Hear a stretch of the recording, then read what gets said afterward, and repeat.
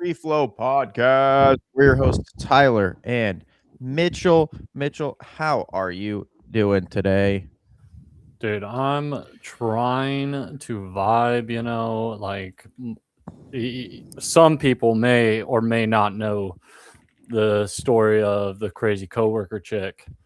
Mm. And brother, she is continuing to disturb my peace again. Oh no, what happened? And dude, yesterday just trying to talk to me while I'm like going to the grocery store, bothering me, and then I walked to like the crosswalk and was like, okay, cool, later. And she's like, no, I'll come with you. And then I go to the grocery store. She's like, can I go with you? And I was like, no, dude, I'm like, I don't want you to judge my groceries. Um, and like that was my excuse. And then I come out of the grocery store because I don't have shit, and I see her, and so I fucking go back inside because I'm like, I don't want to deal with her. Thinking that the light went, I went out another door, saw her again. And I was like, oh my fucking goodness, dude. And she so sees me today, and she's like, yeah, I like saw you, and you just like you're like avoiding me, and I'm like, Yeah, why no, are you avoiding her? dude, because I hate this woman, dude. And but I'm like, too nice to actually just straight up say that. And then today she wanted to talk more, and I'm like, dude, I don't give a fuck about what you have going on in your life. I don't like, just leave me alone. I was trying to smoke a ciggy. That's why I just have my pre-pod ciggies, because she literally disrupted it earlier. And Absurd behavior. it's obnoxious, dude. She is the worst woman in the world. Well, I mean, I think there are worse women. Nope, she's literally the worst. Well, we always love the stories about her, but I do have some questions for you because there's been a lot of like drama in the sports world. Actually, first off, let's go ahead and talk about LeBron's decision before, because I there are some football questions I want to get your unbiased opinion on, because again, there's a lot of stuff going on in the sports world. So anyways, so let's talk about LeBron's decision. LeBron ended up going to Philly. He didn't choose Cleveland or Miami. I knew he wasn't choosing Cleveland. I said that fairly confidently. He had no interest in playing with James Harden. He's seemingly never had interest in playing with that dude. I thought it was going to be Miami or Golden State. You seem to be leaning towards Miami or Golden State as well, just because comfortability.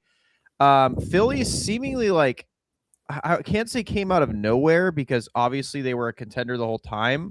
Yeah. I just didn't think he'd want to go to Philly, like at this point in his career. But he does. He took a really cheap contract to go to a really loaded Philly team. What do you think about it? I saw a lot of people, even like fans of his, didn't really like it. They're like, I mean, what's the point? Like, this isn't one of your teams. You adding another ring isn't going to add to your legacy. Losing isn't going to hurt your legacy. Like, what's the point? So kind of curious your thoughts. Is like, I mean, I think we've talked about them, said that they're a great team, but we've also said it is entirely dependent on like Embiid, and I think that's why he's going. Where I truly believe this, and I think a lot of people would agree, is that they have the highest upside of any team he could have gone to.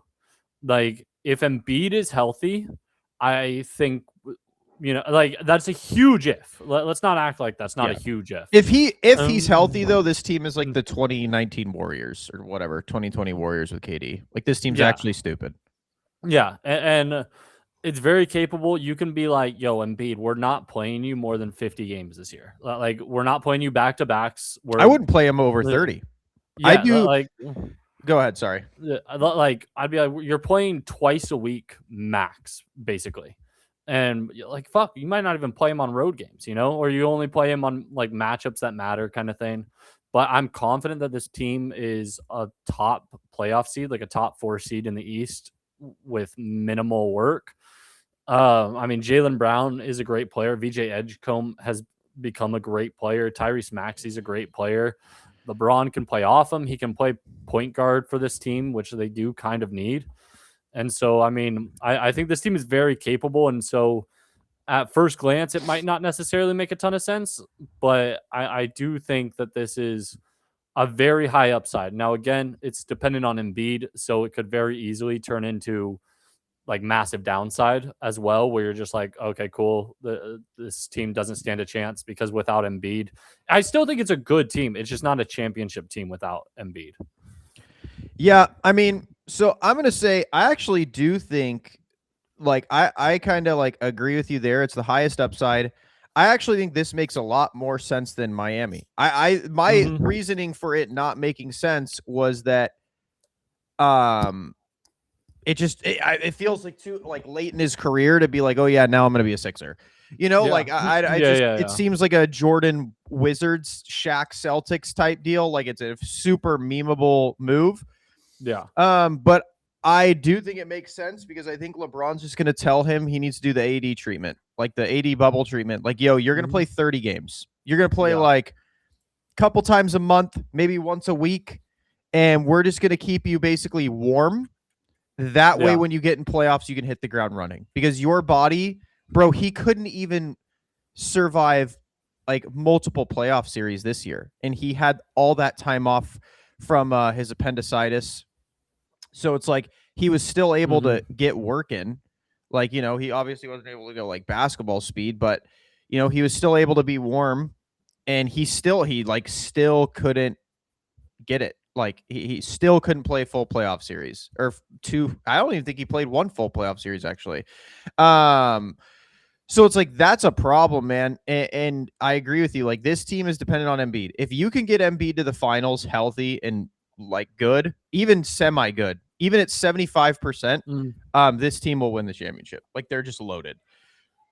The issue is if you don't, which is funny because it was a year or like 2-3 years ago, the whole NBA, even maybe further back than that, the whole NBA was talking about how like the age of the big men is dead.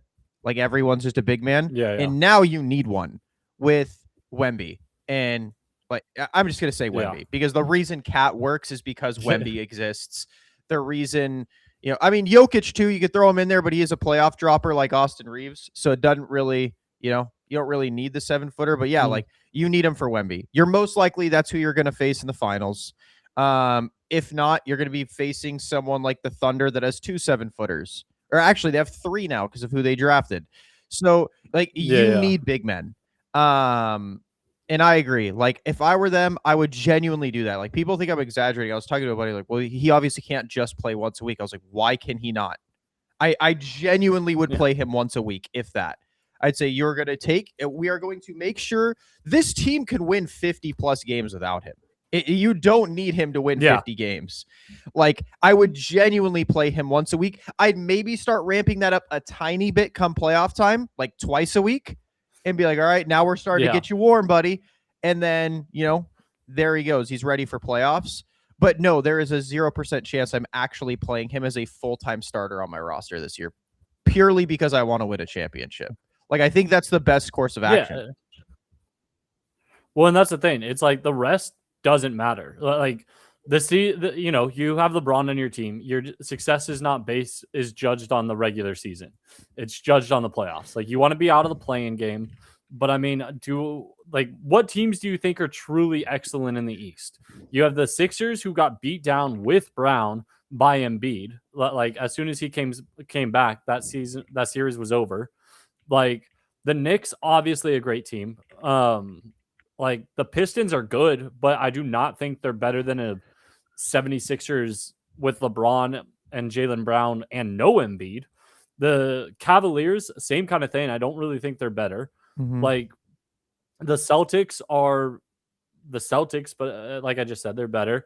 The Heat are like, again, kind of high upside. We'll see how they do. Like they're tough as fuck to defend. Like it'll be hard for that team to defend the Bucks, I feel like. But then we were high on the Hornets last year, and I just, they got rid of their whole team. So it's like there's still not a ton there's two teams you have to worry about in the East, and you're going to continue to run over like 80% of this league. Yeah, like they just handled the Celtics with relative ease, and you took their best player. Like, I'm gonna be honest. Like, people could try and say like that Celtics team is addition by subtraction. Like, no, it isn't. I'm sorry. Like, Jaylen Brown, yeah, he may be one of the most like brain dead morons I've ever seen in terms of like self-awareness. Even though he thinks he's intelligent, again, goes back to his brain dead moronic self-awareness. But you know, I think LeBron will nip that shit in the bud real fucking quick. Yeah, dude, nobody's smarter than everybody in the room. When yeah, I mean, LeBron will be like, well, you go and stream, I'll straight up leave. On God, I will retire. Yeah. So let's not do that shit. Could have gone to Minnesota if I wanted to deal with exactly. You know? Like, I saw a lot of people saying like Minnesota would have been a great slot for him. I know Minnesota was making a massive push. I do agree. I think that could have been one. That would have been a hell of a reality show. I would have 1000% wanted a camera. The ball. What was the ball? It was called Ball in the Family, I think. Yeah. Like bring that back for season, or just dude. literally have the Timberwolves. If I was the Timberwolves, I'd have a docuseries straight up. On God, 100%. I would. There's no reason like. And I really do think like LeBron on the Timberwolves, the upside there is also ginormous. Like, but I mean, I wouldn't want to live in. I mean, actually, shit, I wouldn't want to live in Philly. I'd probably take Minnesota over Philly, but. I mean, that's why he's in LA, but you know, we all got to get him off those choppers. Dog, I was going to say the biggest concern with this move is the fact that he is going to chopper to and from every day. He's got to not do that, bro. We got it. Dude, get a boat. How far is like it's 70 miles, I think. You just get a boat, you're out in the ocean. You're not that far. Like something happens, you're a 20-minute swim from the water or from the land, and there's nobody around you. Bro, that's what I need. If you didn't want to live in Philly, don't go to Philly. Like, why are you getting in a death trap? A lot of people do that though. Like a lot of people do that. Like JJ Redick didn't live in Philly when he played there. Like he lived in Brooklyn. Yeah, but what I'm saying is, like, a lot of people care. No, I know. I don't want him in a chopper. Go in a private plane. Kobe, Oliver Tree. Like I don't need any of that shit. Get a private jet. That's safer than a stupid helicopter. Yeah, dude, you're rich enough. You are a literal billionaire. You could afford a private jet to and from Philly every day. Or I mean, he's obviously not going to get there every day. I highly doubt he's choppering to practice. But, bro, like, just get a private jet, please, LeBron. I'm not even your biggest fan, and I'm begging you, bro. Please don't get in a helicopter because I hate those things, bro. Those are actual death traps. Like, yeah, it's so he needs to get out of there. But good for LeBron. I mean, you and I said, we said, like, and this was my thing with Philly. Like, everyone's like, oh, yeah, Philly's now. Bro, they were already a finals contender. This team was already, like, looked stupid stacked. They were a finals contender this year if Embiid could have played. Like, that team was so stacked when Jaylen Brown was there. LeBron was just kind of like, a lot of people were like, well, LeBron doesn't, like, I was of this group, like, LeBron doesn't change a team that much. But, bro, he's a massive cherry on top. Like, he's a massive cherry on top. Like, they already had the sundae put together, but brother, LeBron was the nuts, the syrup, the cherries. Like, it's like, okay, yeah, this team's insane. Like, because again, like you and I were saying when they got Jaylen Brown, this team can win 50 games without Embiid. Now, without Embiid, they for sure can. Like, without a doubt, they're a 50-win team. Yeah. But they could probably get first seed without Embiid. Like you could literally be like, yo, on the schedule, Embiid, we're gonna have you play the Spurs games, the Thunder games, and the Celtics games and the Knicks games. Those are the games you're gonna play pretty much. That's it. You're gonna play 10 games this year, and it's just gonna be against the top 4 teams in the league. Yeah, like, and that's it. That's what we need you to come in and handle with us. And you could easily be this. And bro, even without Embiid, say they're like, oh yeah, Embiid's out for the year, and they have to sign Jackson Hayes. I'd still like, this team is still probably a first seed in the East team. On God, like if they start firing on offense, like this team, bro, how would you stop this offense? Genuinely, if they like run like a small ball lineup of Edgecombe, Maxey, Brown, and then LeBron, and then you just put some random 7-footer. I don't care who. Yeah. Down there, bro. If this team is like feeling it, there is a 0% chance you're stopping these guys from scoring. There's just so many ways they could score. What was the tweet? It was like, you stop Maxey getting downhill. You got to stop. Then you got to worry about the Embiid post game, and then you got to worry about the Jaylen Brown tween, hezzy tween, and then now you got to watch out for the LeBron. Like, dude, it's just they got. And again, LeBron's options. improved his 3-point shooting really well. Where again, I think they do. The only thing I could see is they would clog the paint a bit. Yeah, because LeBron likes going to the paint. Jaylen Brown is like the closest thing we got to like that Kobe era play style. He likes getting in the mid-range paint, top of the key kind of vibe. And Edgecombe also like isn't the strongest shooter. He likes kind of driving and doing mid-range or getting to the basket. But bro, LeBron could just vibe out on the corner or the wing and be like, yeah, I'll run the offense out here, kick it out when you guys run it out. LeBron's been like a near 40% 3-point shooter the last couple of years. Like, he could just vibe. He's just going to be on his Curry shit. Yeah, I found that tweet. It's like, oh, you stopped him post work. Here's a Maxey hezzy tween. Oh, you stopped that. Here's an Edgecombe rim run. Oh, you stopped that. Here's a JB step back midi. Oh, you stopped that. Here's LeBron James. Like, that's what I'm saying, bro. But like, and again, I think I will say though, if we are going to look for a weakness to this Philly team, it's the same weakness we said last year. They don't have a lot of shooting. Yeah. They really don't. They got Jaylen Brown, who, again, phenomenal from mid-range. Mm-hmm. He's not phenomenal from 3. They got LeBron. I mean, one of the best paint scorer. I mean, probably the best, like, getting to the basket player in NBA history, if not, like, you know, even if not Maxey one of the best. Was, like, statistically one of the best last season. Yeah, and that's what I'm saying. Like, you have a bunch of guys that love to get to the basket. Yeah. But like, I'll say this, if I was LeBron, I get in there, I'd be like, Jalen, Edgecombe, I need y'all to just sit, like, literally live at the 3-point line this offseason. Like, let's get lethal out here, and we're literally unstoppable. Because if they can hit threes at a, like, I'd say top 10 rate in the NBA, which I don't think that's saying anything crazy with the amount of shooters they have. Like, if they could be a top 10 3-point shooting team in the NBA, this team's unstoppable. Like, genuinely unstoppable, with or without Embiid. Like, that's just a really, really good fucking team. Yeah, but Maxey 37%, Edgecombe 35%. Like, they're definitely not bad at all. Like, and that's what I'm saying. Like, it doesn't take a lot for them to get there. Like, you know, it's not like we're asking them to do like a Derrick Rose transition, right? Where like that dude couldn't hit water if he fell out of a fucking boat early in his career. But now now I'm just wishing they still had Jared McCain, dude. I wish they still had. That's what I'm saying, bro. Jared McCain, although he is like, actually, I don't want to get our thing banned.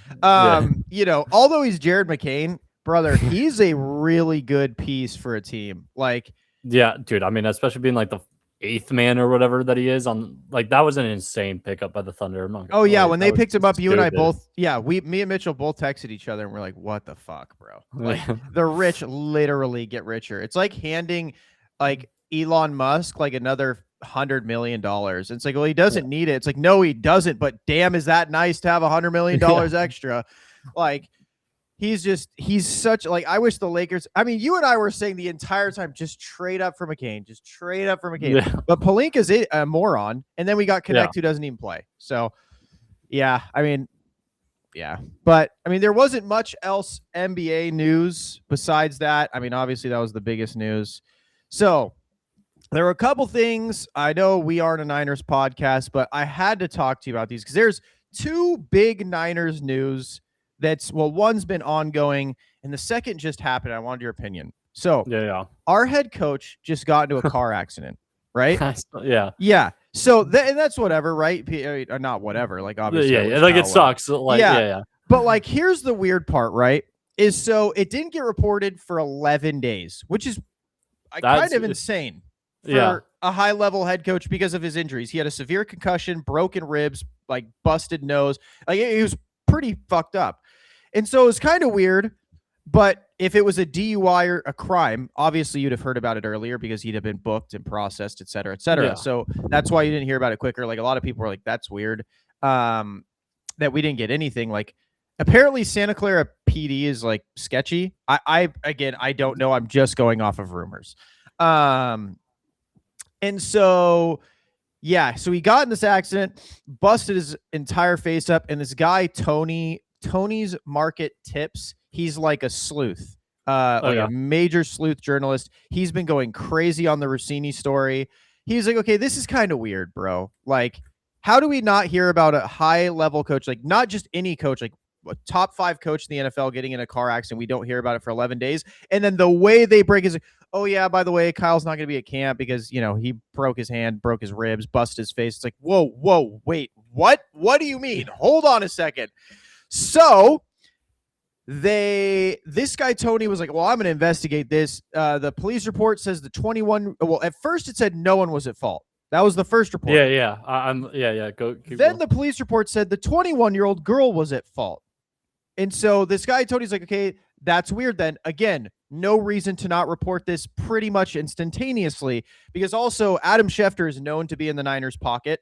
Because everything the Niners do, Adam Schefter is dick riding. Like, they could literally be like, oh, we're signing dog shit to $5 million a year. And he'd be like, dude, some other teams should try dog shit for smelling salts. Like, that's just Adam Schefter for the Niners. And so this Tony guy was like, and he tweeted it at the same exact time that the Niners held their press conference and leaked the news, right? And so, like, this is weird as fuck. And so, yeah, then the 21-year-old's at fault. And then this guy, Tony, and a lot of people start looking into it because they're like, okay, wait, actually, now thinking about it, something's fucked up about this situation. And then yesterday, Kyle Shanahan called all of the obviously not all, but a heavy majority of the 49ers beat reporters in his office to say he was at fault. He looked down because his phone fell between his seats. He took his eyes off the road and he caused the accident. He's traumatized, yada, yada, yada. And so now beat reporters, my good buddy Grant Cohn, are all saying he's respectable. He's a stand-up guy. And I see other people saying, fuck no, he isn't. He literally waited until people were saying, yo, you're a piece of shit. What is this? You're hiding everything. Like, there's something fucked up about the situation. And now you come out and say, like, oh my God, like, it was actually me. Even though, oh yeah, and then they said it was a clerical error that put blame on the 21-year-old girl. And that's when everyone's like, okay, I'm calling bullshit. There's no way it's a clerical error and it's not, oh yeah, that's Kyle Shanahan. So I'm curious about your opinion, like, as an outsider looking at this with no bias towards the 49ers at all. I mean, yeah, that sounds crazy sus. I do think it could be, like, from his perspective, it could be, okay, nobody's at fault, nobody's getting blamed. Like that's like kind of best case scenario, Yeah. And then you find out that the girl's getting blamed, and so you're like, wait, what the fuck? Like, I'll take the blame for this. Like, it's more my fault than hers. So I don't think it's anything shady on his side, but I do think it could 100% be, like you said, the Santa Clara police might be a little sketchy, might be a little sus. And if that's the case, it's like, that's fucking Kyle Shanahan. Like, yeah. I'm not getting him written up for this. And so, like, maybe one cop's like, oh, let's blame it on the girl, and another's like, let's just talk about, like, let's blame it on no one, and then whoever did the report, whatever. Yeah. But I mean, it is wild, and it's wild to, like, not know, like, dude, he didn't die. I want pictures. I want to see what his face looks like after he gets in a wreck. Like, let's see how bad this is. Yeah, no, apparently it was gnarly. Like, apparently it was like a legit. Well, so fortunately, now that we know she wasn't at fault, very fortunately, the girl that was seemingly a victim in this accident was not hurt. Like, nothing happened to her. She was good. Kyle was the one that got, like, absolutely destroyed. Like, yeah, apparently his, like, arm got fucked up. He got broken ribs, busted nose.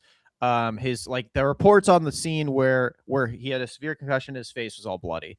40 stitches, 3 broken ribs, broken nose, broken hand. That's pretty crazy, especially, like, because I'm reading right now and it's like he was traveling about 20 and a 25. Like, that does seem, yeah, that's my other thing, brother. That seems like a lot of damage for going 20 miles an hour. in a fucking because like what people don't realize is like they're saying like a Tesla, he was in a Tesla or whatever. I'm pretty sure I don't know about Teslas. Actually, I'm gonna look this up. I mean, if you're gonna say safety rating, I'm pretty sure they're like one of the safest cars. Yeah. Okay. So I was gonna say I was like, I'm pretty sure like expensive cars, but he was driving a Tesla. I was gonna say most expensive cars have titanium like fronts, so that to purposefully stop that from happening. Tesla doesn't; they use a titanium underbody, but they're still rated one of the safest cars during an accident. I also think the 20-mile-an-hour shit is complete horseshit. That seems like so like, bro. I've known people that have like in high school jumped out of a 30-mile-an-hour car and not had that much damage to them. Like, I don't know, bro. Like something's weird.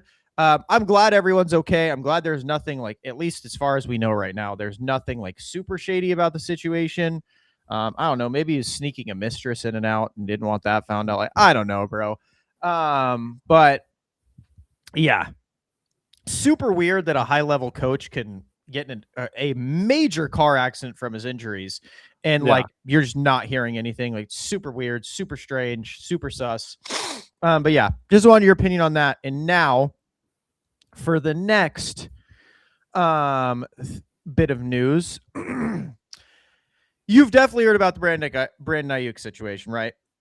I mean, I know he's been like going crazy from like, I pretty much just see it on your feed, but like, so you can do a brief expo of that. So Brandon Aiyuk, 2 years ago, top 5 receiver in the NFL. Dude was phenomenal. He was incredible. Love Brandon. Then they go into these super toxic contract negotiations. Brandon has always had kind of a tumultuous tenure with the Niners. He's a receiver. He's a typical receiver. He's a diva. He has an ego. He wants to have his ass kissed, especially with how good he is. Most coaches would just kiss his ass. Kyle is not one of those coaches. He's a Nepo baby.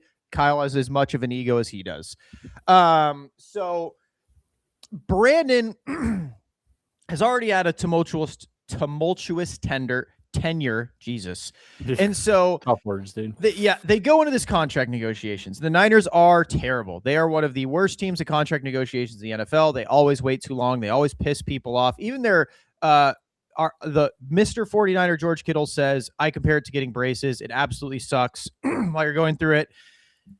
And then you finally get rid of them and you're good, which, makes it obvious. Like they're like the Ducks in contract negotiations. They're just stupid, and then they have to overpay because of their stupidity. And no one likes dealing with them. And so they already did this with multiple superstars. So everyone was like, yo, just get the BA deal out of the way. Like he's good, especially with receiver markets. It's just going to inflate. Shocker, they didn't get it out of the way. The receiver market started inflating. Then he requested a trade like all players do. But the difference is this. They had a trade done. The Niners org did not want to pay him, which is I mean that's stupid in of itself because he was literally a top 5 player at his position.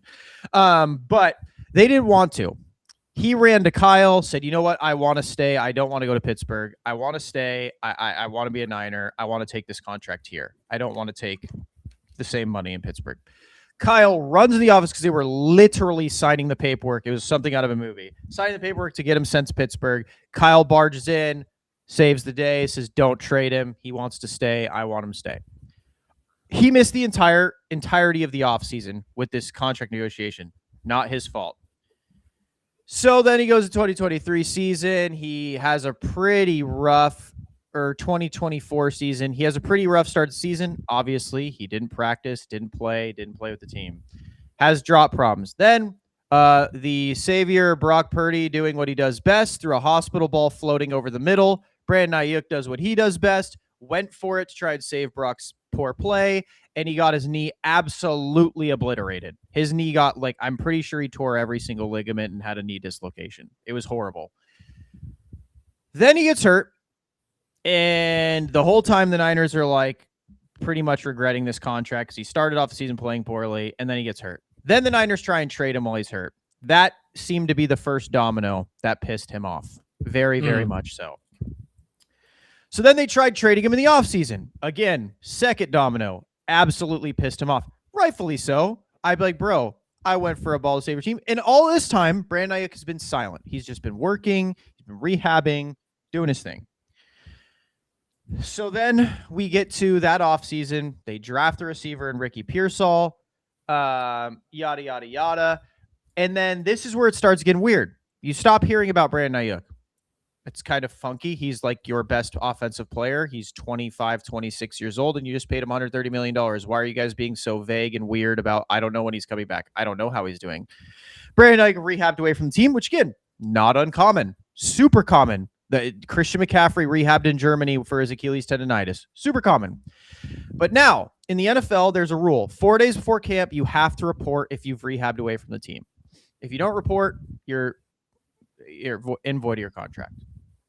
So, Brandon Aiyuk did not report 4 days early. He went to camp on time. They voided his contract. Now, this is the third domino that seemed to absolutely piss him the fuck off. Don't blame him. Again, but he's a diva. Again, he wanted the special treatment to be able to show up what he wanted. It's a pretty simple rule, though. That's his fault. So, Brandon said, okay, fine. I'm just going to work. I'm going to show them I'm ready to play. I'm going to grind. And he didn't say anything. Again, he didn't appeal.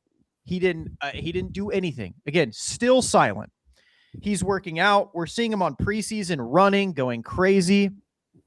And now this is where it gets weird. After, I think, the second preseason game, you stop seeing him on the sideline. You stop hearing from him. Nobody knows what's going on.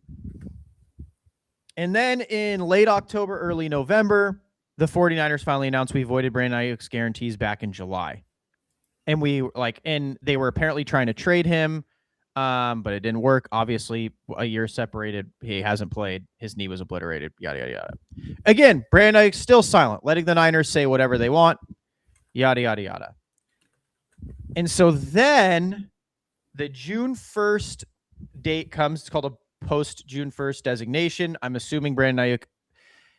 My assumption is he didn't fight anything because he assumed the Niners, when he gave the money back, would release him and they could just leave, go their separate ways. I hate you. You hate me. Let's dip.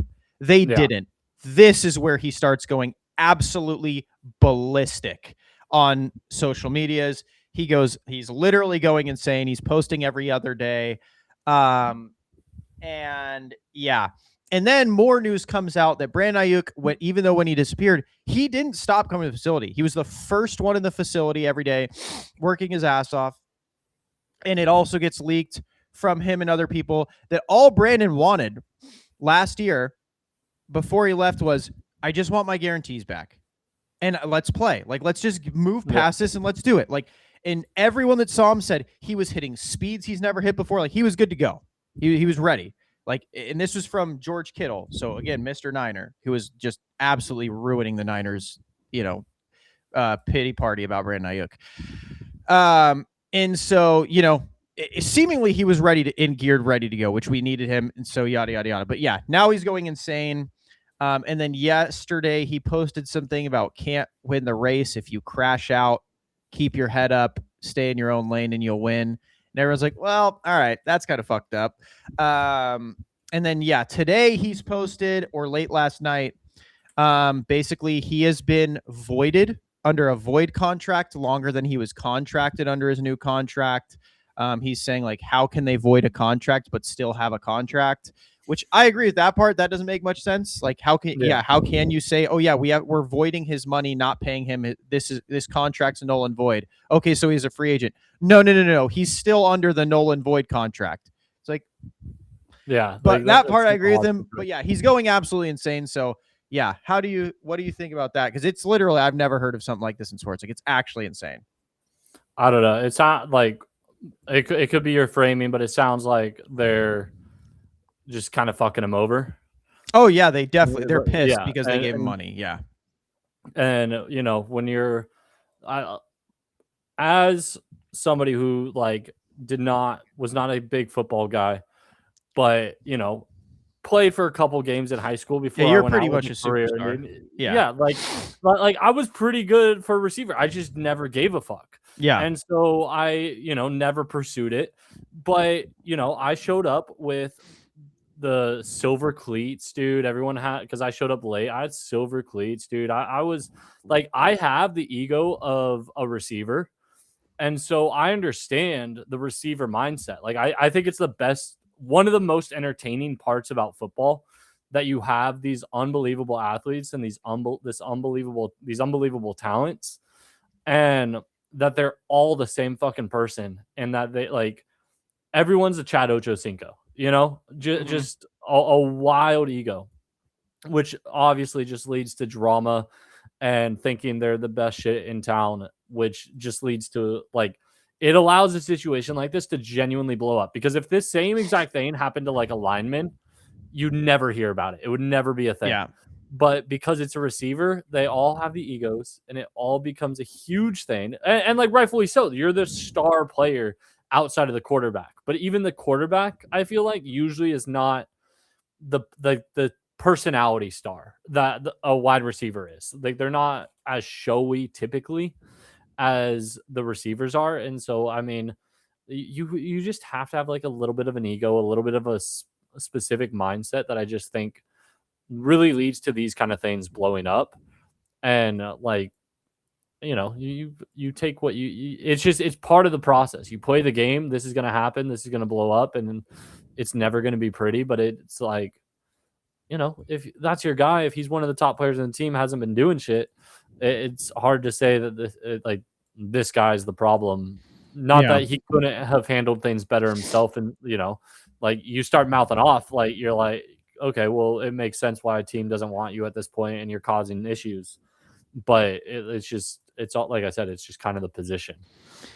Yeah, that's what I'm saying. Like, a lot of people like get on me because a lot of Niners fans, they're like Warriors fans. They're just like inbreds. They're just like sub 4 IQ human beings that just like literally drool over anything the 49ers say. It's not that I'm on Brandon Aiyuk's side or I think he's done anything right.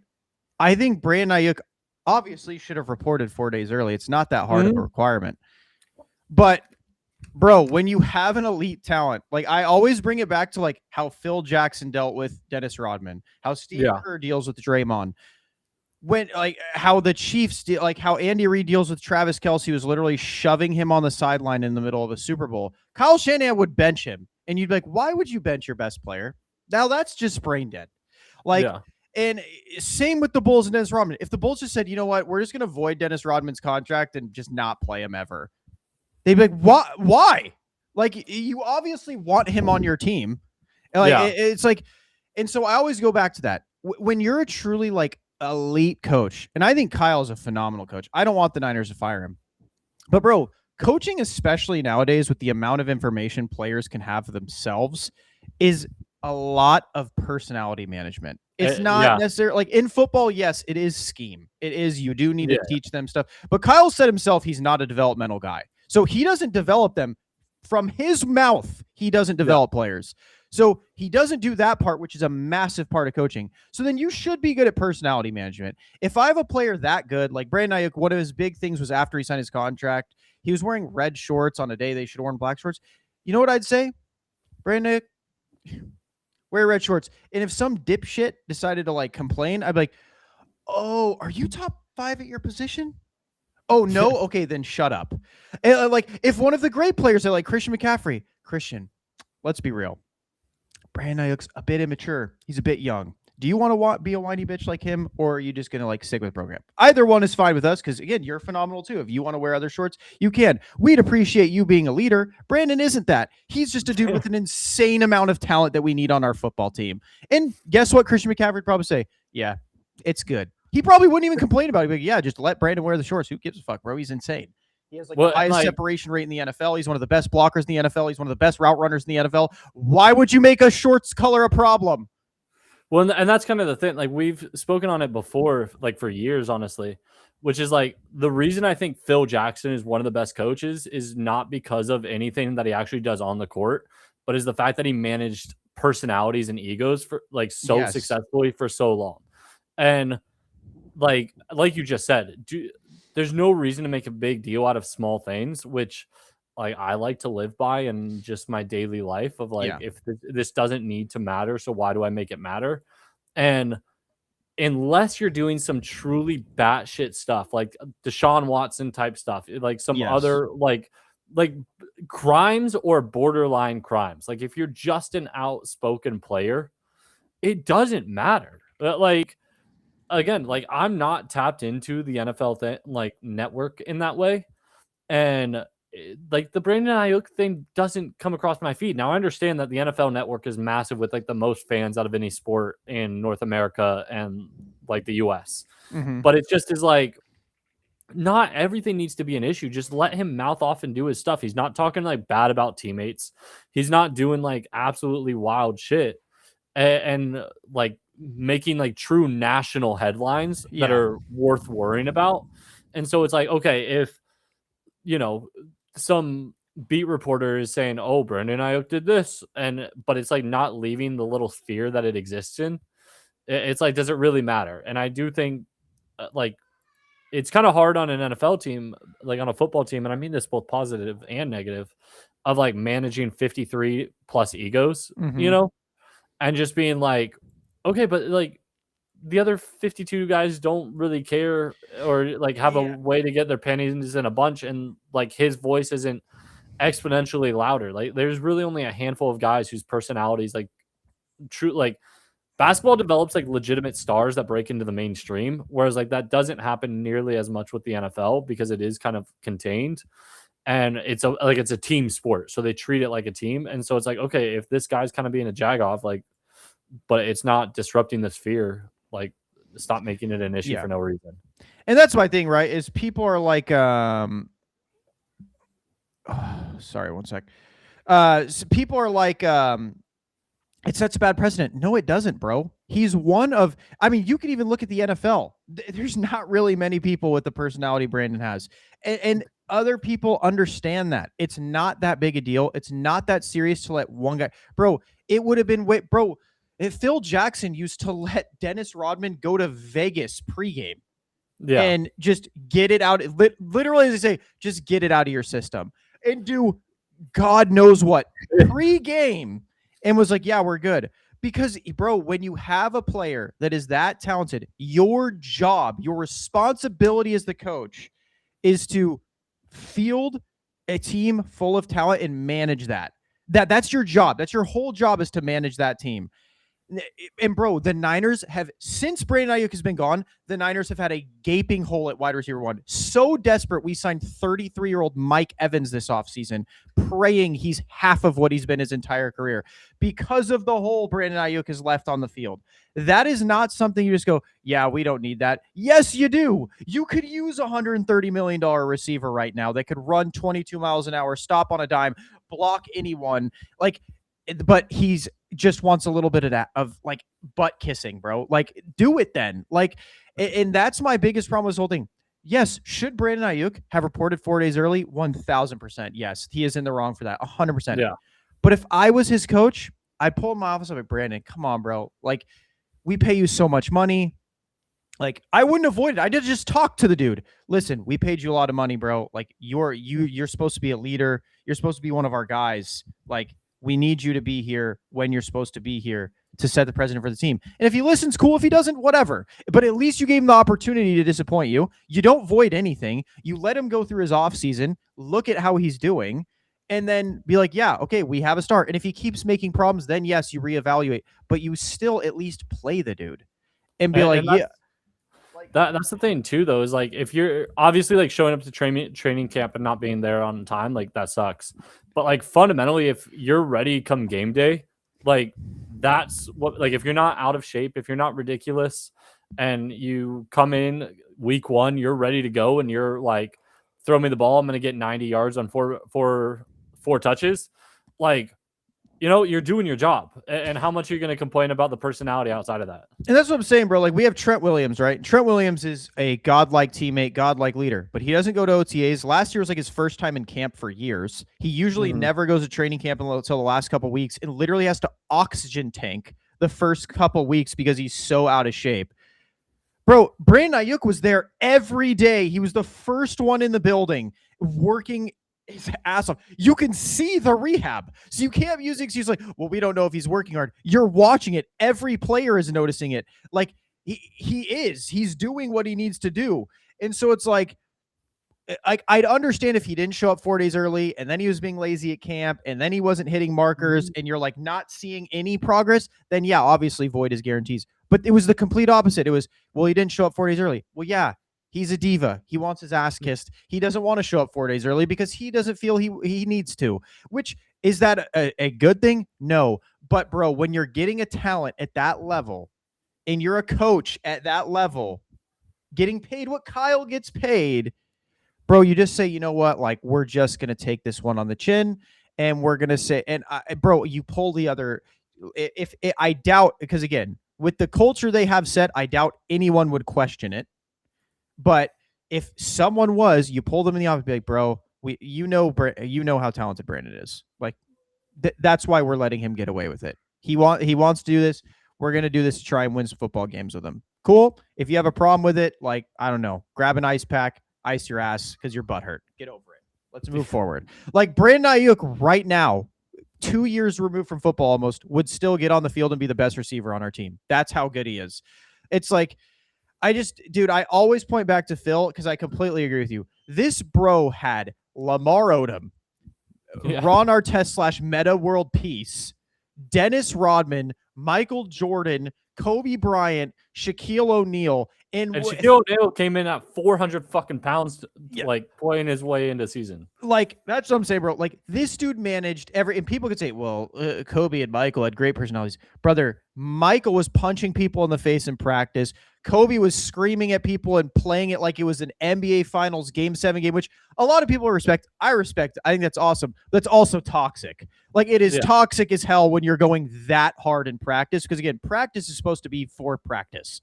Like to get better, especially like training camps. It's like develop your team, get everybody ready for the season. And so when you have one of the best players in the world, just like stiff arming, a rookie, it's like, well, step to my level. It's like, that's toxic. That's not helping him. That's making him worse and not want to play basketball. Yeah. And so it's like, to be able to manage, like, I'm sure other players like Horace Grant and like stuff like that had personalities. I'm just, saying the main six. Scottie Pippen seems like a actual pain in the ass to deal with too. So you throw him in there.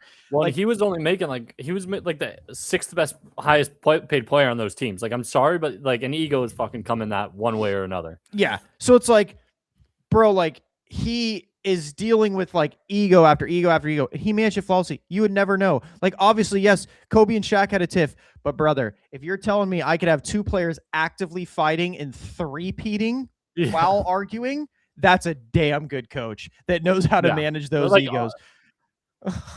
Like, it falls apart at some point, but I mean, the fact that you can hold it together for like 3-4 years at a time, win multiple championships, it's like, okay, there are way worse outcomes. Then you have Ron Artest post Malice at the Palace. And you're like, yeah, I'm good. I got it. I can calm him down. Dude doesn't get in another fight. Sure, he may have elbowed James Harden here and there, but like, who wouldn't? Like, like but like, that's what I'm saying, bro. Like, that's such a skill. And like, when again in the Super Bowl against the Niners, Travis Kelce is frustrated, literally grabs Andy Reid and starts shoving him. And they ask Andy Reid, he's like, yeah, it's just football, bro. It's just us. It's just us being competitive. And then they win the game because it's like, bro, at the end of the day, we all are here for the same goal, which is to win. You see it differently than I do. Now, again, I personally, if a player put his hands on me, that's where I'd cross the line. And I'd be like, all right, we're good. Like, the Travis Kelce thing is the one thing where I was like, damn, that took a lot of patience because I'd have benched his ass. I'd be like, you're out. On God, I'd rather lose this Super Bowl than let you do that shit to me. But again, that's why I don't have a Super Bowl ring. Dude, like, it's one of those things where it's such a skill, bro. Like, it really is. And it's such a useful skill. And maybe, I don't know. I know it's too far gone at this point with Brandon Aiyuk, but last year, bro, I don't know how you don't reconcile that, especially with how depleted that, bro, our receiving core last year wasn't faster than Woodbridge High School. They had slower 40 times than a straight up high school. I swear that team was slow. And you had Brandon Aiyuk literally sitting in the facility at 6 a.m. running 22 miles an hour that George Kittle said, and was able to stop on a dime going that speed.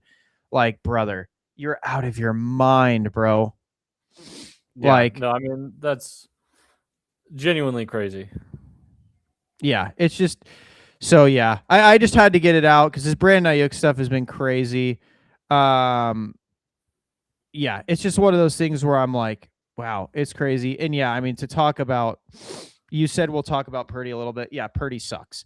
What do you mean, dude? Purdy is a top 5 quarterback in the Jesus NFL. Christ, that is He such rage. and You know the what's craziest crazy? thing is that he actually looks good doing it. There's a lot of guys they don't look good while doing it, but Brock Purdy makes it look good. I'm telling you right now, bro. If you started randomly tweeting about how good Brock Purdy is, you would get so many followers, and it's actually sickening. I'll just start leeching off you, but just like every time you tweet, I'll just be like, "No, dude, this guy's so good with it." My co-host is an idiot, dude.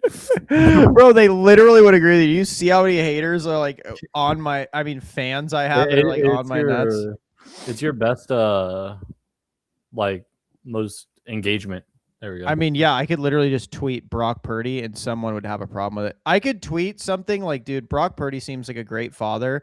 And my fans would literally be like, why are you saying that? What is it because you think he's not a good quarterback? I'd be like, I genuinely was just saying he's a great father. Like, that's it. That's all I was saying. You should just say he's a great father, but an awful quarterback. Thoughts? Bro, people would rage. So they always do. Like, I say anything about Brock. The funniest part is like all these charts are starting to come out because like I've always said he has decision-making problems. So now they're like looking at turnover worthy plays, interception rate, and like Brock Purdy is like sky high. And I'm like, it's so funny seeing these, and they're like, well, you need context. No, you don't. When you're that much of an outlier, it's not context necessary. It's decision-making skill that's necessary. Like, it's like a dude shooting 5% from the 3-point line. You're like, well, if you look at the context of the threes he's shooting, Shout out Angel Reese, dude. Come on. Yeah, exactly. It's like, no, bro, like just just sign him. Oh, Macklin Celebrini just got a 5-year contract as we were speaking. Really? I feel like he's gotten it, but it was his birthday the other day too. But dude, this is a cheap contract, bro. I'm not gonna lie. We might have gotten shafted by Leo Carlson. What's his? There's I saw somebody like I don't interact with like any of the Celebrini stuff, but like there was this like you see the photo of the bunch of like trans people, like really fat trans people on scooters that like was kind of going around. There was somebody that tweeted out and was like all the Celebrini fans, and I was like, "Geez, I don't even know the context of this. But like, what is going on?" Dude, it's so funny. No, that his NHL thing that you liked, where I was like, "On God, I thought it was Elliot Page." I'm not kidding. Like, I wasn't even trying to be toxic. I genuinely thought it was someone like memeing on him, and like I thought it was like a Ducks fan or something. Yeah. They're all over my feed, like, and they photoshopped Elliot Page on it. It wasn't. I was like, "Oh no." And the thing, like, dude, I mean, he is a fucking monster. Like yeah, he's a beast. What he did in that first season is genuinely unbelievable. Like, that is next. He's better than Bedard. I'm not gonna lie to you. I think he's better than Bedard. Bedard was also pretty nasty early on. Like, not that he isn't now, but like he really was early on. So it could be one of those things. You like just one of those guys that comes in and is absurd. But I mean, like he feels like the next. I don't want to say Crosby in the sense that he's going to be a Crosby, but just like that level of talent that's like kind of coming in. You know, I see what you're saying. Oh man, yeah. I mean, yeah. This Celebrini stuff is so funny. But yeah, we really did get bent over a barrel by Leo Carlson after seeing the Bedard and Celebrini contracts. Like, man, that sucks. They signed for so much less. So much less. Carlson's deal? 18 a year. Isn't that what, or I mean, Celebrini's like better, but like Celebrini got 18.8. No, he didn't. That's what this says. 5 years, 18.8 average. Where am I reading this from? Can you show me? Yeah, I'll send it to you. Because the thing I just saw said it was like around 15. These are saying. Like oh 18. No, okay, never mind. Why did it say? Okay, the one I just read, someone was like, "Oh, it's a great deal," and it was like 15 or whatever. It said 15.4, Well, okay. I mean, that'd be an insane steal. Like especially with how their contract. Oh, okay, dude, they got screwed. Their team is cooked. They can't win anything with that guy. I'm just repeating what I heard from the Ducks. The Sharks aren't winning anything ever because they have just a gave up player. their whole cap space for this dude. That on it. Like I know I was saying he's the next Crosby, but like I meant Bean Crosby, the comedian, dude. This guy sucks. Dude, they're never winning a thing. They're not even making the playoffs with that. That's what I heard about the Ducks. So I'm just, repeating it so no one could say I'm wrong because that's what all y'all motherfuckers are saying about the Ducks. So damn, that's crazy. That's crazy. But yeah, Mitchell, did you want to get into any of your gaming experience? Dude, we don't kind of hard. We don't have to a ton, but I had 13 guys drafted first round. Haven't lost a game. One of my guys came back, surprised me. I got this guy, LaRussell. He was a special teams, like all he was meant to be, like just an absolute beast on special teams. He's going to be my punt returner, my kick returner. This dude had 9 punt return TDs. His freshman year had 2 kickoff returns. Year 2 comes up, star receiver. He just absolutely exploded. Year 3, we're retooling. We don't have my main guy anymore. We don't have my halfback. It's kind of tough out there, but I mean, we still beat down Iowa like 56-6. Like we're going through it. We got a squad. We're rebuilding. Number 1 destination in the nation, basically. I mean, we're building we're building a dynasty up in Coronado. Like it's a great place to live, beautiful weather, beautiful beaches. Like, why would you not want to go to this powerhouse? Yeah, no, I get what you're saying, bro. Your school seems insane. I wish I got to go, but you never recruited me. Apparently, I don't know why. Yeah, I mean, maybe next year, but like we only recruit 4 and 5 stars, so it's kind of tough. Yeah, true. I am a 6-star. Dude, speaking of gaming though, so there's like a couple games that I do want to get in the next like couple bit, but every so often I'll check my like Steam recommendations, like what's coming up. Yeah. And we're a gaming podcast. We've talked about this before. I would like to get into it more. But like Counter-Strike, super fun, right? Like incredibly skilled game. They're coming out with a CS manager, which I like don't even know a ton of what it is. It comes out in like a week, and you manage a roster, build a roster, like goes through stuff. You can have like plays and formations or something. I get like, what the hell? I'm seeing this. What the fuck? Low key sounds fun as hell. Like build your esports team. Oh my god, financial strength. This is oil money. That's hilarious. Buy and sell players. What? Like if this is done well, honestly, it's a game I could see myself. Wait, you have salaries, expirations, exactly what you want them to do. Wait, that's crazy. Yeah, like I just randomly saw it on my feed. And I was like, "Yo, if this isn't $40, oh my goodness!" It says I can download the demo. Yeah. Bro, wait, this is crazy. It's like F1 Manager. But no, literally. And I put over 100 hours into 2 of those games. So I was like, yo, give me some Counter-Strike, bro. Like, this would be crazy. Wait, that's actually insane. And they should have like the same maps. Like, there's no reason for them not to have like the actual maps, you know? Dude, that's sick. No, I've been playing so I started playing Deadlock again yesterday with a buddy. I don't know if anyone's played it. Dude, Deadlock is so good. Like, I played it last year and I stopped playing it for a bit. Not because it wasn't fun, but I just, I get addicted to other games. And I played it again last night. And my one gripe with Deadlock is the games can last like a bit long. Like they can last like 45 minutes to an hour, like consistently. MOBA problems. You got to crank that shit down to 20, which you could do literally by just like shortening the map. You could do that by shortening the map. You could do that by giving like this. So their currency in the game is souls. You could just kind of like literally double the soul intake. And I'm sure like better players or like higher elo, I'm sure the games can end quicker because they just probably know how to end games. But like, in beginner low where I am, I think I've played a total of like 25 games of Mhm. Deadlock, like in total. Like it's not, it's kind of hard for me to like know when I'm super strong and when I'm scaling. Yeah. It's such a steep learning curve, but dude, the game's just done so well. There's so many fun little mechanics in the game where you're just like, damn, like this is really cool. Oh, this is really cool. Oh, hey, I didn't know you could do this. Like stuff like that, where it's just there's so many things to it to like get ahead and become strong and just start like curb stomping people. Um, it just makes it so fun.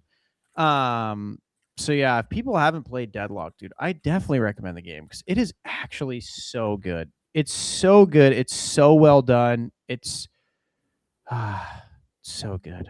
I would Have you tried like it? No, I've never tried it because I'm not huge into MOBAs. The only MOBA I was ever really into was Smite, and I didn't even like the MOBA aspect of it. I love the arena mode. I'm gonna be Um, honest with you, bro. This game doesn't like it does feel like a MOBA in the fact that it has like objectives and bosses and camps yeah, and like obviously your goals and towers. But the game goes so long, it honestly kind of just feels like a hero shooter. Like that's kind of what it yeah. feels like. How much of it is like 1v1ing or how much of it is team fighting? Because I feel like with the lanes and stuff, it forces a lot of like long angles and obviously, like you said, it's hero shooters, so you're kind of doing what you can. The laning phase, so that's the thing that's confusing of why this game takes so long, is the laning phase doesn't take that long. Like, okay, my biggest gripe is you get jumped a lot. Maybe that's just because I'm bad. But like a lot of times you're fighting, it's like, yo, let's just jump them here. And like you're just jumping in. I play this guy 7 who's so fun. So I throw in like a warp stone, uses ult, and like it's basically I become a storm cloud and just stunning Yeah, them and like beating their ass. And then my buddy comes in and wombo combos them with a stun. And like, it's just a massive wombo. And so like most of your fights, yeah, are like those kind of team fights. Laning phase really isn't that long. Like laning phase ends like I would say like 7 to 10 minutes into the game. Like it's not like League where you're sitting in lane a lot. yeah, Like like 40 minutes, 45. yeah, in this game, you're constantly looking for fights and picks and skirmishes. Like it's really fun. And it's fun because of that aspect. Like it's not like there's a lot of like lull time where it's like League where it's like, all right, I need to farm and scale, so just leave me alone while I'm farming and scaling and not participating. Deadlock's a complete opposite. Like you are wanting to farm and scale a lot, but I mean the best way to farm and scale is to farm whatever they're called, champions, heroes, whatever. Yeah, And a lot of their kits are really fun. Like I just think it's a really fun game. Like I think it's really well done. I think all the kits are really good. I think another big thing is like I know the win rates. I'm sure win rates are different. Like I know there is a meta, but Deadlock yeah, seems like they do a really good job at like if you have a good comp, like you can make as long as your team synergizes, like it's good. Like there are like again, the guy I play 7 is always seemingly really good. He's just like a hyper carry. Which is why I like him. And I like his gun. But yeah. it's a fun game. Like cuz they also have melee like my buddy Justin, he plays this guy Abrams and he's like a melee guy. So like he has his I mean, like seven's top 3 based off this tier list I'm seeing. that's because I've been playing. And so like he plays Abrams, who's like he does a lot of punching, like heavy punching, instead, which there's also a parry mechanic. So if you do play an Abrams and he tries to punch you, you could parry him, which is super cool. They just have a lot of mechanics, like even farming. Like there's multiple mechanics to it. Like you obviously kill them and you get your souls, which is your currency, like your gold. But then they pop up this little like ball of souls, and if you shoot that or it expires in like a second and a half, 2 seconds, you get extra souls. But the other team can shoot it, and then you lose those souls. And they get them, which is like again, they just have a bunch of cool mechanics. I definitely recommend it. It is very hard though, so to anyone that's going to try the game, don't get frustrated because it's hard, because it is hard. It's just a hard game. No, I mean, again, like I've been playing all my fucking sports games, like offline games, enjoying the hell out of them because I don't have to worry about all the people complaining. Like everybody's complaining about college football on Twitter, being It's like so this fun. game's all ass and all this stuff, and I'm like, I don't know, I'm having the time of my life. But like it's also just like the struggles of like living on the other side of the world where like I don't have my gaming crew, and so I just got to find games that keep me entertained solo. Which Yeah. like like I said, I've had an absolute blast for the last like year and a half, where like even before I moved, just going all in on these sports games and everything. Yeah, Like you it is, really have. You've played literally every sports yeah. game. Yeah, I mean, I would have still been playing. Well, probably not anymore, but like I would have played MLB The Show more. But I didn't realize it was like a free weekend or whatever, and so I just was like, oh well, it like went off, and I couldn't play anymore. I was like, oh, I guess I'm not playing this anymore. But I mean, like, dude, we've said this like 2 weeks ago, but people want to complain about sports games, how they're ass and all this stuff. It's like it's because you play it online. Like I genuinely think Yes. like every year they do get better and better, and they're a ton of fun. And if you're not like try harding and trying to find the perfect thing, and then being like playing against people sucks, dude. It's exhausting. It's miserable. You get mad, like you were saying last week, I think, where it's just as like it turns into like it should be something. Gaming should be something that you decompress with, but it just makes things more annoying. Like you just get annoyed and it sucks. And it's like, dude, if playing offline is the way to go, like if that's how it's Yeah. going. Especially sports games, because it's like, bro, you're literally sitting there and you're like my favorite part of Ultimate Team. The reason I started playing Ultimate Team, like, because a lot of people shit on the MUT community for ruining sports games. So I agree, they kind of did. But I am part of that community. But the reason I originally enjoyed it because I thought it was so fun that I could build a team where like Steve Young is playing with Randy Moss as his receiver and Barry Sanders as his running back and Otto Graham or Mike Ditka as his tight end. Like that aspect I think is really fun. Um, and sometimes I'll even play MUT offline. Like I wish they had an offline franchise where you could play with your buddies and you all make MUT teams and just like have fun. Well, Like see that's I'm gonna put you on game, because this is what I've done for like a decade in 2K, but I haven't done it much because I like when I play 2K, I play for stats because basketball is very easy to play through stars and play for stats, whereas like in every other sport, you just kind of take what you can, yeah. But I would play like with 2K, you can draft, like people can make rosters and you can download them. I would always play all-time legends rosters, and I would just Mm, draft whoever I wanted. So I would have teams with like LeBron, Steph Curry, Wilt Chamberlain, whoever, which is like the fun of like MUT and all those things. yeah. Like the entire point is like to be able to play with players from all eras and make whatever team. And the thing is, when I do these, like my teams are still competitive with everybody else because they're also choosing from all-time rosters. And so I basically like it's a cheat code in the sense that like you have to pay for all these ultimate teams, but you can do basically the same thing offline with in the franchise modes when you have these teams, and it's just a ton of fun there. Yeah, no, I that definitely sounds fun because, like, yeah, like I do like MUT. I think Yeah. I my thing with MUT too is I think if they made it not so fucking stupidly cost Yeah. ineffective, so many people would play it. Like I know they're worried because like they have the whales and the pay pigs that'll Yeah. Yeah. spend like $20,000 a year. Which if you're one of those people, bro, get a life, get a woman, get a kid, do something else with your life. Like because bro, who cares? Like if they made it to where you could field a like a legitimately good team for $100, bro, Yeah. so many people would play it. It's like it's the reason 2K can get people to play. It's like it's just $100 to upgrade my player, bro. That shit used to be like $40. Yeah. Like, Well, dude, I remember the first time I played uh my team, and this was like the one of the first years they had it, probably like 17, 18, or it might have even been like early, like it might have been 15. But like this is when like gold players were the highest ranked, and like I just had so many. Dude, I have like YouTube videos on this stuff. Like literally, my I uploaded and like was getting decent views at the time. Literally just doing that kind of stuff. Um, and dude, my team was cracked. Like I would have LeBron, I would have, like I said, Will, I had Bill Russell, I had just like so many guys. It was unbelievable, like the kind of talent I would have, and like John Wall, who was an absolute cheat code. He was like my favorite player in those games. Yeah, I'm like looking at one of my videos right now. I got Kobe, I got John Wall, I got like I think I had Bro, what's this YouTube channel? Put us on game. What the heck? I had Greg Monroe. It's just like my name, Mitchell Oh. Rossman. Well, that's a lame name.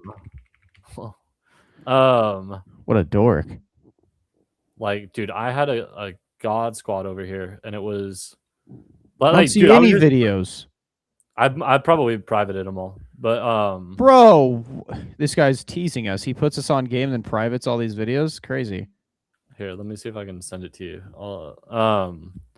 Like I'll send you the last one, but like, dude, it's so fun because it was cheap. Like it was cheap. I probably spent, like you said, like $40, and obviously 2K is a little bit easier only because there's less people that you need. But like, and I was saying this the other day. There's like, you know how obnoxious it is because in every other game, like whether it's NHL, whether it's MLB, whether it's NFL, college football, whatever, when you have a my player that you can play through the career offline and it doesn't cost money. You cannot do that shit in 2K. Like I was talking to Noah about it when he was here because he got it on like the Switch, and he's like, "Dude, my guy doesn't upgrade." And it's like, yeah, because they want you to play Park and Rec, and so you have to spend money. Like you cannot play that game offline by yourself and have an enjoyable time, which is absolutely crazy. That like this mode that you should be able to play entirely offline, it essentially turns this game into a $200 game. Like 2K, like I love it. I mostly because I love basketball, but it is genuinely the biggest fucking scam. Yeah, I mean, I love 2K. I love the rec. Like I'll probably get 2K again this year to play the rec, even though I'm people have seemingly just despised the last couple 2Ks. Yeah, but they I just despise the circus 3-point shit. Like when people can sprint to a corner, and my issue with 2K is there's so many cheaters, bro. Like, why are you cheating? Like, cheaters have ruined games, but that's because tryhards have ruined games. Yeah. Like, bro, I remember. I think it's so funny when people go like, "Oh, dude, like this. It used to be tryhard too." It's like, no, it didn't. Like, I mean, people tried hard. They weren't as good. Like, well, sure, but they weren't like, it wasn't like it is nowadays where you're sleuthing for information. You're trying to make sure you have exactly the right set. Bro, people, yes, they tried hard, but they tried hard just like for themselves. Like it was just like, oh yeah, like I just want to be good or I want to beat my buddies, but exactly. I'm not going to meta hump and like, bro, in Black Ops 2, like they re-released Black Ops 2. All anyone is using is the M8. And like I think it's the MSMC, but mainly the M8. Bro, back then you saw everything. You saw the FAMAS, you saw the M8, you saw the Scorpion, you saw the MSMC. You saw all of these guns being used. Every gun. Like literally, you would always use so many different weapons in the old games. And like now you see people play them, it's like they only run 2 guns. Like that's what ruined the game. Like you used to try hard, but you used to try hard running anything. Like, bro, I mean, I remember I got over it, and so like I'd run the F2000 or whatever, like in Modern Warfare 2, which was like the highest ranked, the highest level gun, but it was basically like an SMG and shit, and it shot like pellets at people, but it just shot so fast. Like, dude, I do think, and I think we've said this before too, that there's you can use multiple things. Like the kill time is not that different. Like, if anything, you're more dependent on ping being an issue than you are on the guns. It's just when everybody's fighting to have the lowest ping and you're worried about that, like, 10th of a second extra kill time, like, it compounds very quickly. But, like, fundamentally, if you, like, you can run anything. Yeah. Like, I don't play COD anymore, but, like, if I were to, I'd almost do it just to prove a point and be like, yeah, I mean, you can use this, just play slightly differently. Don't run at their like down their throat every time. I was gonna get the Black Ops 2. I was gonna get it because I was like, that seems fun. Like, let's do it. And then I saw everyone just running M8s, one bursting. Everyone was like, dude, you guys love to ruin video games. It's so weird how much people love to ruin games. It's like, bro, like this is the problem with it. Like this, like I see people complaining, oh, I don't know how people liked it because we didn't play with just M8s. Like Yeah. we didn't play for the meta the entire time because one, there wasn't a publicized meta. People just enjoyed the game and played it and had fun. And now all you guys do are like, oh, I want to be the best Black Ops 2 player in 2026, so I'm gonna only use the M8 and show my stream. It's like, bro, you're never gonna be Ninja. You're never gonna be Tfue. You're never gonna be those guys. Like, I don't understand why you guys don't realize that. Like, if you're not now, you'll never be. Like, especially seeing the grown ass men do it. They're like 28 years old, 29 years old, 30 years old. They're like, oh yeah, like I'm pushing to go pro. It's like, you're well, too bad. You're not going to. Find something else to put your time and effort into. Oh, dude, speaking of, actually, that's the perfect segue. So, we've talked about it before. I think you're a natural. I have some friends that are naturals and have blown up and become content creators. And obviously it's a hard fucking thing to do. I would love to do it. I would love to build a following and do it. And we've done these podcasts before, and I'm like, I think a big reason why we do it and are like successful in the sense that we're 20 whatever 30 episodes deep damn near is like I don't do anything. Like, I'll give you full credit. Like I don't do anything. Like granted, we just kind of post and do shit. But like I have this mentality of like I need to have some certain number of like viewers, whereas like now I'm just not hung up on it because I'm not putting in any work. But Arizona State, number one in innovation, by the way, my alma mater, Yes. goats. We have a degree in content creation, brother. We are for the small price of $100,000, you can become a professional, dedicated, degree holding content creator. And I just want to say, I said this when I saw it. I love ASU. You are a fucking moron if you get that degree. Yeah, like brother. if you go to school, you deserve. And you to know what the waste your degree money. program is, right? Did you see the curriculum? It's literally start an account and get followers. That's how you get the degree. Yeah. So you're paying to do what you could do without the degree. You're not learning anything. If you spend that $80,000 to $100,000, if you're like, hey, mom, dad, can I stay with you for 4 years and you don't put pressure on me to get a job or anything right now, and you just let me go ham for 20 hours a day or whatever I want for like, I promise you, you get a decent setup, which like doesn't cost that much because if you just have a good computer, you can kind of do it. Like you get a decent, like you could spend $4,000 and have an unbelievable setup. So like substantially less than the 100 it's going to cost for this degree. And you just stream, you make content, you film it. Like I am confident if you just actually put in the time to do that for a couple years, you will be significantly better off because like, the first person's going to get that degree. They're going to somehow blow up if only because they're an idiot that got the degree. And everyone's going to be like, this is the guy with the fucking degree. Look at this moron. Like, it's going to become like a badge of shame more than anything else. Yeah, I agree. I think that when I saw that, I was like, bro, like good for ASU for getting their bag. Yeah. Because they're definitely, I don't know why people think like if you've ever ran into it, who are you going to apply to with your degree? You're the content creator, brother. Like, and if you're not entertaining, you're not entertaining. They're not going to teach you how to be entertaining, and everything else requires you. Like it's skills you can learn on your own, like managing a dashboard, like editing content, like building your brand. Like fundamentally, none of that matters until you actually do it, and it's stuff that you are better off learning like through going through it. Yeah, bro. It's just like get your like algorithm, post a shitload, like, and that's it. Like that's what you do, and then you just gotta hope your content's entertaining enough for people to care. Like, yeah. I saw that and I was actually mind blown. I was like, this is so depressing. I don't understand why people are paying money for some of this stuff, bro. Like, I hope no one actually goes to that degree program. I hope it just dies because I would have more faith in humanity.